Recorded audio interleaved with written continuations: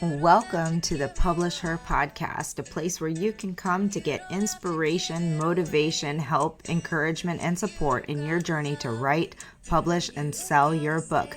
Hosted by Alexa Bigwharf. 'Cause I've been where you've been, and I felt what you're feeling, and I don't want to get in your way. All right, everyone. Welcome to another episode of the Publish Her podcast. I am extraordinarily delighted to bring you Alesha Brown today. Alesha and I have met through the publishing world, through conference. I don't even know where. It doesn't matter. We just connected, and I'm so glad that we did. She is the CEO of her company, Fruition Publishing Concierge Services, is a hybrid publisher devoted to helping authors find their voice, monetize their experience, and create profitable author platforms, which is what we all want to get back what we are putting into all of this work, right? Yes. Her work led her to receiving the 2019 Inside Businesses Entrepreneurial, that is a hard word to say fast, Excellence Award. Her expertise has been featured in Publishers Weekly, Authority Magazine, Huffington Post, Thrive Global, and iHeartRadio, just to name a few. She helps authors garner media attention and position their books for commercial success. She served as a celebrity interviewer and managing editor for various podcasts and magazines before she created her own published magazine, which we should talk about that too. The premier magazine devoted to current and aspiring authors, book lovers, and the companies that promote them. She's a best-selling author, copyright, and magazine editor-in-chief, and she currently serves on the DEI committee and board of directors of the Independent Book Publishers Association. She's an IBPA member roundtable facilitator and has been a conference speaker for IBPA's Publishing University Conference, as well as the Women in Publishing Summit, which I am sad did not make it into your bio, but no, you can't put it all. The new one is in there. It is, Alexa, I promise. Oh my gosh, I'm just teasing you. I'm so happy to bring you here today. And goodness, we have so many things that we could talk about. But what we're talking about in particular is what you did speak about at the last IBPA conference, which is AI and the involvement, the growth of AI and what this means for the publishing industry.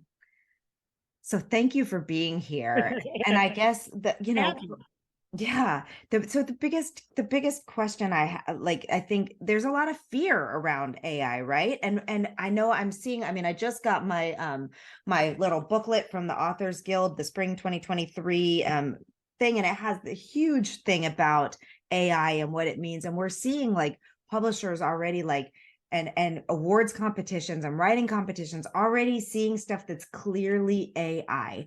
So what is going on in the AI world, and how does this impact publishers? I honestly could tell you my answer for that changes daily. Because for me, that is how it feels. AI changes daily. Yes. So I give you a perfect example. They asked me at the conference, people brought up in the audience, do you think we need to go into the contract and change clauses? And I'm like, no, because I felt like your regular publisher's contract already has clauses in it that center around your saying as a client that this is your work. So I felt like that covered everything. Well, according to the Authors Guild, they're doing changes where now they're advising their authors on clauses and contracts related to AI. And they did point out in their information, some of them are explicit, but there's some that are subtle that give them permission to use your information, your artwork for those illustrators, your words, all of that information as data and training for AI. Mm-hmm. So for publishers, hate to say it, but my audience at IBPA, as well as audiences around, they were head on that now publishers do need to go back over our contracts and look at putting in clauses. Mm-hmm. Of course, you want representation, putting in clauses specifically for AI. That's how bad it is. Well, and it's really scary when you think of the fact that people are actually trying to submit entire books to publishing houses that are written by AI and people that are submitting to awards programs and things like that. They're trying to do all the things. Like, I personally believe there's a great place for AI in our journey as authors and publishers. For example, I'm not gonna lie, I use ChatGPT to help me write blog posts, because in 0.3 seconds, it will write me an entire thing on a topic. I don't ever just copy and paste, by the way, because they're not perfect. I take that as the starting point, and it saves me a lot of time and money for building other content. Authors can definitely use this for newsletters, for blog posts, for those kinds of things, but not for your book. That's supposed to be the demonstration of your knowledge or your creativity. And how in the world, I just can't imagine. I saw a famous author say something like, there's no way artificial intelligence can ever bring the depth of characterization and love and emotions and all those types of things into fiction anyway. But this was really interesting to me, Alesha. I saw something for the first time in I believe it was a Kirkus review for one of our children's book authors. Okay. Her beautiful book, illustrated in like watercolor, like illustrations, but done on an illustration tool, like by a professional illustrator, right? Okay. This is not AI. This is not AI. This is someone using a tool to create art through technology, right? But it's still her drawing. And the person actually knocked the book and said, it'd be much better if it wasn't AI. And I'm like, you're confusing your topics here, because that's what I mean. So it's almost like there's all these things, but then there's also an education level that has to happen for people who are trying to smack down AI that's not really AI. Or this is where it gets sticky. And we talked about this at IBPA's conference. We actually had an attorney that was in the room as part of the audience. Nice. Giving a lot of information that was recent with the Copyright Office. So what you'll see, people talk about Midjourney and how they can get these beautiful images that are not those quirky, weird looking, obviously AI images, but you have people that are professional illustrators, or they're really good with Photoshop, graphic design. And according to the Copyright Office, depending on the degree which you take that Midjourney image and tweak it, there's nothing wrong with it. So we're leaving a lot of room open as far as ethics, legalities, compliance. It's getting real murky. It is very hairy. And you know what? Gosh darn it. It was hard enough to answer questions about copyright guidance before all of this stuff came in, like what constitutes as rights, as something that I can use for professional versus personal use, as all of these types of things. And now you're just further muddying the water. We had a situation like this with another children's book where she has emotions throughout the book, and it's got basically emojis. Do you know how much research my team had to do on copyright of emojis and how different they could or couldn't be? How many times we went back and forth with the illustrators to change it enough so that we couldn't get slapped with an emoji violation? And there's free emojis, there's copyrighted emojis, there's like, wow. Yeah, it's like that, but on steroids. Yes. That describes AI. Yes. Well, okay, let's back up just a little bit. And for the people in our audience, and I say publishers very broadly, I feel like if you are an author and you're self-publishing your work, you are a publisher. So when it comes to was there any discussion around authors in general using AI if you're not submitting to this? I think this is a great question. If you are just self-publishing your own book, what are the rules on, there are no real rules, right? But like, what are the conventions, I should say, around using AI to write your own content for books? And maybe this is my bias as a publisher. And it is my bias as a publisher. So let me just put that out there. But that is the whole great divide between a self-published author and a publisher. All of them need to know, both sides need to know the industry information if you want to be successful. Yeah. So that self-published author, you're no more exempt than that publisher if you want to be successful. Right. And unfortunately, depending on the knowledge base of the publisher, as far as if they're really legitimate and experienced, it's a learning curve to learn the standards of publishing and what is it supposed to be and how is a book professionally published and what are the laws of this and this and this, which is why, people will pay a reputable publisher because they know that information. Yeah. The self-published author needs to learn that information or work with the publishing consultant that is reputable to have your book in the same success line. So when you don't do that, that's when we see the rookie mistakes that people give self-publishers a bad name for. Right. So I feel like where this is most problematic as far as self-published authors is you have that level of novice that just doesn't care, Mm-hmm. or because it's free or cheaper and easy, I can just do it myself. But Mm-hmm. I'm always a fan of, and this isn't just publishing, of the viewpoint that just because you can do something does not mean you You should. should. I Yes. mean, I can use a template book cover, but that doesn't mean I should. I can That's so use the true. free software with this, publishing platform to do it, but that doesn't mean I should. And it's certain things that are eyesores for bookstores, distributors. When they're looking at that book, they're eyesores because they know you're not a professional. So Right. I think that's where, when you talk about self-published authors, we're going to see it. Well, I can use Midjourney to design my book cover. I Right. can use this AI tool to write my whole entire book word for word, and I don't have to worry about where the data came from, is it accurate, who it belongs to. I can write the whole book doing that. There's softwares for if you want to write a nonfiction book versus a fiction, and it'll get you the characters. Right. Yeah. So in the self-published mind, of the novice, the rookie, or let's be honest, there's some people, I just want to make a buck.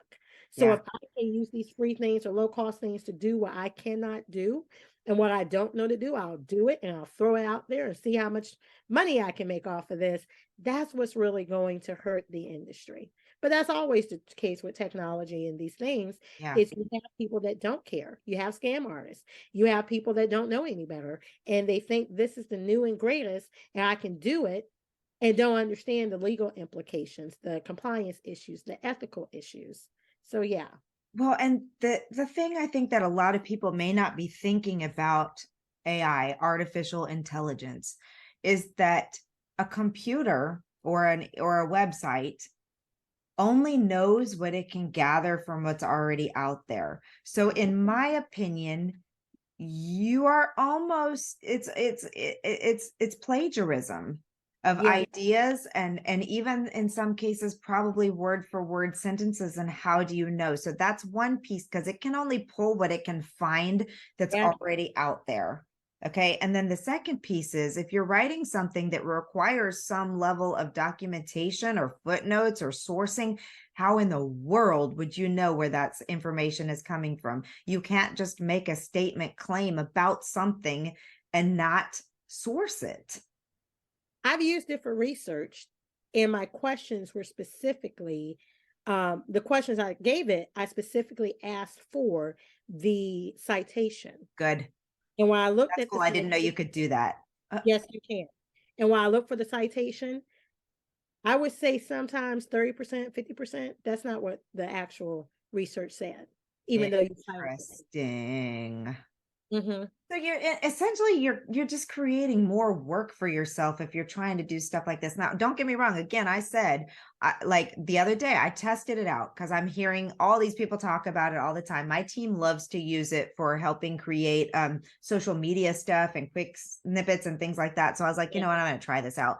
So I went in and I asked it to write me an article on how to price my book. It's something I wanted to write about. I have a lot of knowledge on this already. So, and I think that's where the difference is. You already have the knowledge, you're looking for help in getting it done. So I knew that no matter what it gave me back, I could approve or disapprove of this stuff. And some of it was, the amazing thing to me was that it provided me this blog post in about, I'm not even kidding you, it wrote it in like 2 seconds. I mean, like 10 seconds, literally there was this post and I was like, wow. And at first glance, I thought, this is really good. But as I started reading more into it, I was like, oh, I would never, ever say that or give that advice. That's clear that it's, pulled, because one of the pieces of advice it gave was, you should consider how much money you've put into the production of your book and base your price off of that. And I was like, what in the world? That is absolutely never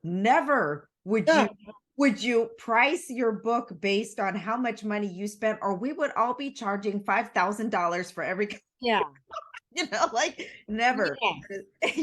So I was like, that is not how you do it. But this is dangerous for people who know just a little bit about a topic and try to post things as an expert, or try to write a book about an expert as an expert, and are pulling stuff that's not really great expert material. So, caution for it. So the next question is like, that's using it as a writer, like where's the parameters? And I do think there is a place, if you have a book that's heavy research related, you could use it as a starting ground, but then you need to go in and verify that information and get the right citing and sources.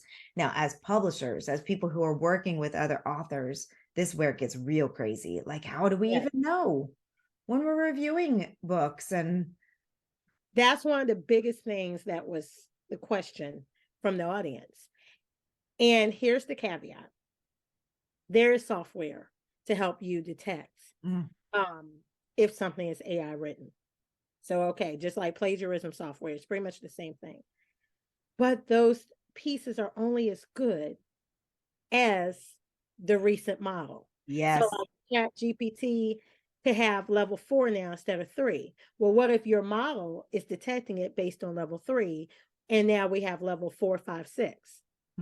So, I used the software to detect this. What version is your software? What's the updates on ChatGPT or other AI software? If what you're using to detect it isn't up to what the latest version is, it's not as effective.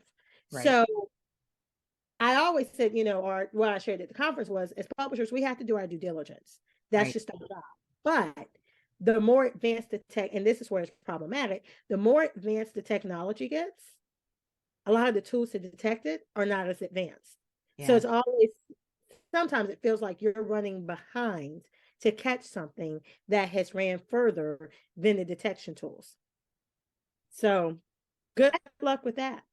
At the end of the day, though, like, this is the thing, like, I watched everybody get all up in arms about it and all worried and things like that. And this is what I try to calm myself and soothe myself by this thought process. And that is, especially on the fiction side, I find it very difficult that AI will ever be able to write a truly like moving fiction book with great, because that is something that computers can never replicate the human experience, right? And so I don't get worried about it too much from that standpoint. I do worry a lot, though, about nonfiction books and books that are, especially things that are like teaching people stuff, that what if, you don't know where the ideas are coming from and how well it's been vetted. And then you get into something like, imagine the repercussions of mental health if you've got an AI created mental health book that is actually doing more damage than good. Or there's lots of things that scare me from that standpoint. From a publisher, like, I have to hope that we're doing our due diligence when we read manuscripts that come to us, but this is the interesting thing, though, right? Because now it requires a whole new level of involvement from the publisher to, like, because yes, you have your selection process and all of that stuff, but generally you can skim and say, yes, this is good writing. Through a couple rounds of editing, it's going to be great. We're going to have what we need, but I have no idea how to scan for what could potentially be artificial intelligence. I'm not an expert in every topic under the sun that we publish. Hello. And that's the problem. Right. That's going to be the problem, is that there are some people, if a novice uses it, you can tell. Right. What about the expert? Right. There are some people that are just really good technically. They know the best ways to use that software. I think, again, getting to a smaller novice publisher, like when they're going to hire an illustrator, you're going by what really looks good. Yeah. this is where a lot of self-published authors are getting in trouble. I'm seeing the AI scams. Yeah. Their portfolio looks beautiful until after you've paid them and you're seeing what they're doing doesn't look right. Or I've heard this more than not, they see the same image in someone else's portfolio, Yes. social media. They just didn't know. The picture does look beautiful, but the person you hired didn't do it. Right. They either ripped it off someone else or they used the technology. So everybody has a similar photo or the same photo. Those are the people it's really going to hurt. Yeah. Of course, your traditional or larger publishers, they have their dedicated staff, they have their professionals, they know who's creating what. Right. But someone that color and maybe subcontract or you use different illustrate, this is also problematic for you. Yeah. Oh my gosh. The getting into the images and illustrations is like a whole world of Yes. questions. Oh man, there was something I wanted to ask about and I forgot about when we went down that trail. I guess that, what do we do? What was the takeaway from your discussion at Pub U? Like, what was the big takeaway on this topic? Where did it land at the end? Well, there were a few, but I think from my perspective, I think the takeaway was the same thing that I'm seeing when we have these discussions. You have one side that says, "Oh, I don't think they'll ever replace human talent," blah blah blah, and you're underlooking Yeah. the impact of this. And then you have other people, I think you're overreaching or overlooking the impact because you're just like, we all should be afraid. I mean, all of these things is going to do, and we're not, and none of us are going to have jobs. All of us are going to go to jail, and nothing is copyrightable. I'm like, that's too much. All of us are going to jail. Right. We don't have a huge fire where the whole room is burning up and there's been bombs everywhere. But at the same time, we're not selling a boat and having a pleasure trip. I mean, there's a Right. medium we need to get to and how we need to go forward. So, I mean, to me, the biggest takeaway is there are from the audience rather, there are some really great uses they can use this for. They're very time saving, very efficiency productive and advantages. But then there's some other things that with those advantages, there's some concerns Yeah. and causes publishers to do additional work or have additional checks because we have no other choice now. It's here, it's upon us. It's not something that's gonna happen, it's already here. Right. What do we do and how do we evolve, which is the main thing. Business people, period, but publishing industry, like any other industry, you have to pivot, you have to evolve. Yeah. It doesn't matter if you care about this or you want to care about this, it's here now. It's not a thing coming, it's here now. So we have to deal with it. I will tell you the one conversation that I was a part of that did truly concern me, and that was in the entrepreneur world. You and I both work with business owners who want to write books to grow their businesses, who are writing things like that, growing their expertise and using books as their credibility card, basically. And the one conversation, I wasn't directly a part of it. I was in the room and it was a bunch of entrepreneurs and they were very excited because they're like, this is awesome. We can use AI and we no longer have to pay a ghostwriter $15,000 to $30,000 to write our books. And I sat there for a second and I thought two things. I kind of went to both of those places you just described. On the one hand, I was like, wow, this really could be a great opportunity for people to save time and money. And to be quite honest, there are a lot of people charging exorbitant fees for things, and to some people who can afford it, and if they can, great, and to other people who can't, and yada yada. That's a whole conversation in itself, right?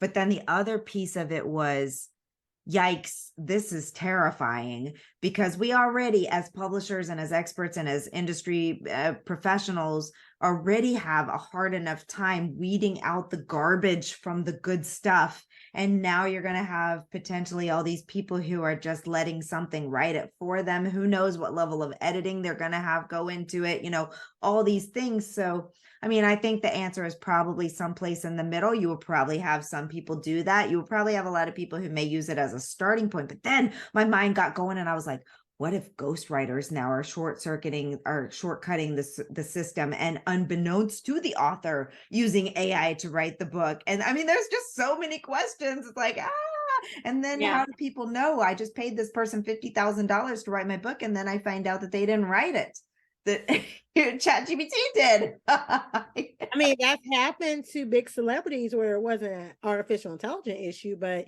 you paid them good money and they stole all these quotes from other people's books and acted as yours. And now you're getting sued and you're like, I paid the ghostwriter. But my thing is, one of the most, when it comes specifically to that, one of the things about ghostwriting is the copious amounts of time the ghostwriter has to Yes. spend with you. Yes. So if they're not spending time with you to write it in your voice, that's a clue right there. Right. You know, because Right. I over the years I've been a ghostwriter. So it's like, people, I need ghostwriting services, and you tell them what range that starts in, and they're like, what? Yeah. Right. Because it's not someone just writing a book for you. They're spending copious amounts of time with you to Yes. not only collect information, but get your voice. Right. So if you got some package where they charge you this little, I can already tell you before you start, that's not going to work, because you get that much money, that little bit of money, to spend that much time with you to Right. write this. And if they're not spending that time with you, they're not ghostwriting. Right. They're just writing something, but they're not writing in your voice. They're not getting your information. So there's some telltales, but again, that's that novice thing. So Yeah. So I guess our big takeaway here is bringing it right back to where you started it with. Like, every day the scene changes. Every day there's new stuff coming out. I've heard as many positive conversations around AI as I have negative. And there really are some. Let's look at some of the wonderful AI tools that we already have in our toolbox, like Pro Yeah. Writing Aid. And So people didn't realize that was AI.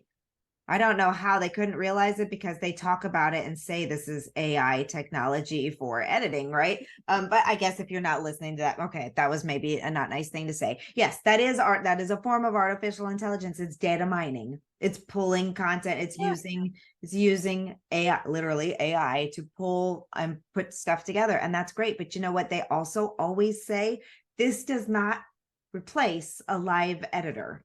This helps you self-edit and get better with the things that AI can help you with, like seeing that you use the word sandwich 874 times, but it's not in replacement of a live editor, because there's nuances and things that an editor can catch that AI will never be able to catch. Well, maybe, who knows?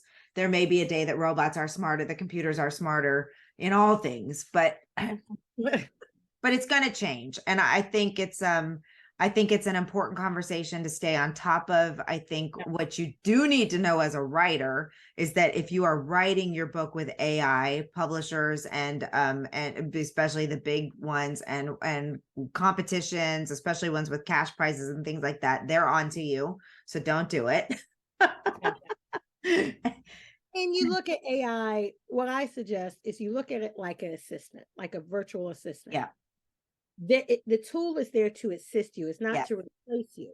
Yes. It's supposed to help you in efficiency wise. And like you were talking about earlier, it can write that post in literal seconds, but you're not going to cut and paste that. Right. You know, I call it like a writer's block tool. So it's like, yes.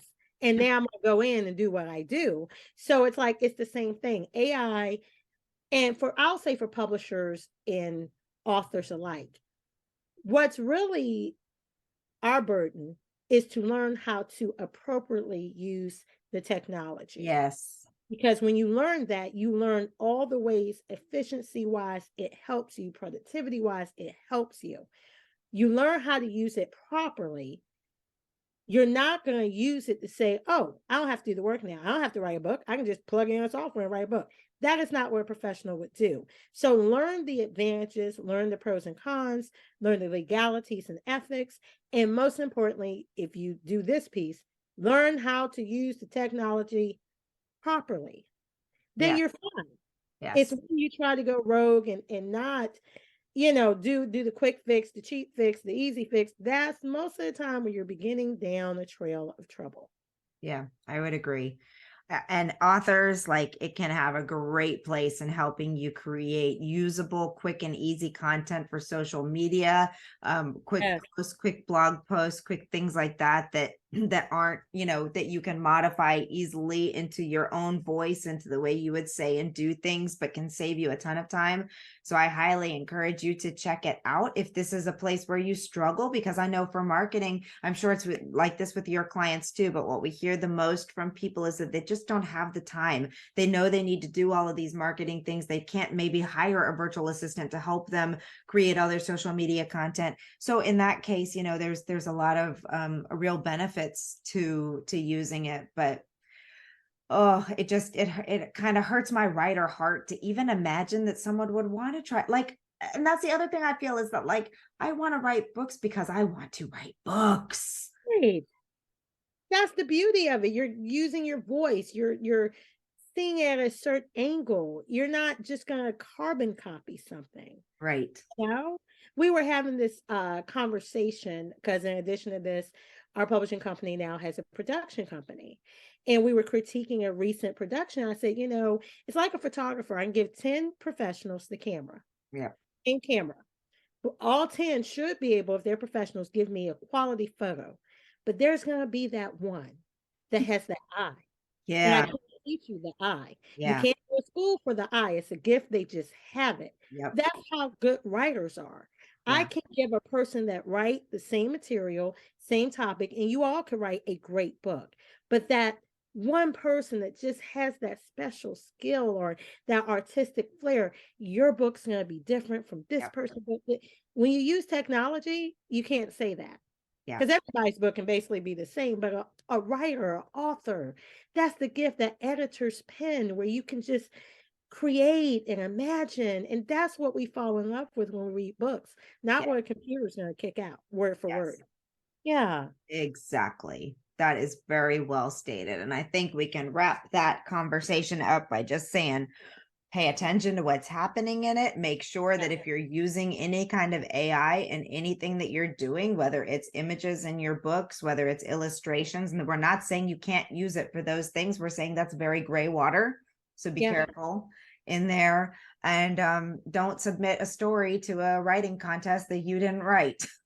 Yes. Period. Didn't have to say that, but I guess we do now. I have a feeling for most of our audience, that's probably a no-brainer. They wouldn't even consider it because I think most of our audience is with us. Like, we write because we want to write. But yeah, pay attention to it. Now, one more thing before we wrap this up is I really want to hear more about your magazine and how I'm sure are you open to submissions for that for publication, not by AI. Not by AI. And that's the thing about the magazine. What we found was, there's a lot of magazines devoted to authors, and I'm not discrediting any, but it's really that blurb or that this. And what we wanted was the author's story beyond the book. Give us a reason to care about you and relate to you. And now we're more open to what your books are. We want to read them because we're such a fan of you. So we wanted to have that where we can give that spotlight on the author and make, so they could attract their fans. And now your fans are interested in whatever you've written, what you're coming out with, because we know the story of you. So that's what a published magazine really is, getting to the heart of that author, that business that works with authors, enticing the audience. Oh, we really want to know more about that book or the books they write. I love that. So, do you have a submission process for articles, or how do people find out about your magazine? Is it a subscription base? Is it something, all the things? Tell me all the things, Alesha. Yeah. Everything is always at fruitionpublishing.com. Of course, particular for the magazine, there's /magazine, but you go at fruitionpublishing.com, you'll be able to find out about it. But yes, we do take submissions. It's a quarterly magazine. So of course there's quarterly deadlines, but we do take submissions. And really, I'm always looking, just like with the submissions for our manuscripts, I'm looking for that story. What makes yours different? Who is your ideal audience where we would care? Because not to sound cavalier, but after working for other people's magazines, I'm just like, we're not in business for whoever throws something at us. Right. We want that, I don't want to say superstar, but what makes you different? Like, what is it that you're writing, producing, where people just need to read that? What is so different and extraordinary about your story, your journey, that would make us care. Those are the people we want submissions from and want to spotlight. I think that is so cool. And I will make sure that all of this stuff, of course, you make it so easy, fruitionpublishing.com, and you can find everything fruitionpublishing.com. Yes. Touch Magazine, wonderful. But all of this information about Alesha will obviously be in the show notes of this episode. You do so many things. And, personally, I just want to say thank you for all that you've brought to our Women in Publishing Summit community over the past couple of years. And your presentation this year got people so fired up and excited. And you have a lot of stuff going on. So make sure you check out our website, see all the things. It's amazing to me how many I thought I had my hands in a lot of pots, and then you make me exhausted. So I don't even, I'm pretty sure you must be cloned, because I wish. I'm waiting for the AI technology to do that. I'm like, do you have something where I can clone myself at least once? And I'm going to go sleep and let my clone do everything. So when you get AI up to that, that's what I'm looking for. Yeah, exactly. Once. Let me clone myself at least once or twice. Because if I can do it twice, I'm really going to get like good sleep, vacation. Hey, but it's not up there yet. The technology. Well, good sleep might come if you weren't doing so much that you could sleep. Well, I get good sleep now, but it's like, we can't work at 300 miles an hour. It's so true. It is so true. I'm excited to watch all the stuff. I mean, it feels like every week you're posting, well, I was just here and I was here and I was speaking at this and I posted this and I published this and I did this. And I'm like, and then I ran a cruise for my people. And we went on this great cruise. Oh, God. Like, the world. Like, are you doing that? That was fun and exhausted. It's like, I don't think I'm doing that this year. Oh, that's a lot. It was a lot. That's a lot to organize. But it was fun. Yeah. But it was a lot. Well, I'm excited to always have conversations with you, and we'll have to have you back to talk about some other things that we can dig into, because there's so much. But thank you so much for this conversation. And it's a TBD type of topic, right? We'll just see how it rolls out. God help us. That's so scary to me. I'm like, what are they going to say next week or tomorrow? Sometimes it feels like you say this today and then next week is like, trash that. Now we have to pivot again. And it's just been less than a week. I know it is. That technology is a blessing and a curse, as they say. But thank you so much. And everyone, and enjoy, head on over to the show notes if you want to get all the links to everything. And again, Alesha, it's always a pleasure having you. Likewise, thank you so much. I love the Women in Publishing Summit. So for this community, love talking to them. We love you, and we hope you're coming back this year. Yeah. Thank you. Thank you. You don't have to give me your heart. You don't have to give it away. You don't got Thank you for joining us on the Publisher Podcast. We hope to see you back for the next episode. Great, huge thanks goes to Jasmine Commerce for the use of her song. You can find Jasmine on SoundCloud. Go check out all of her music. We'll see you next time.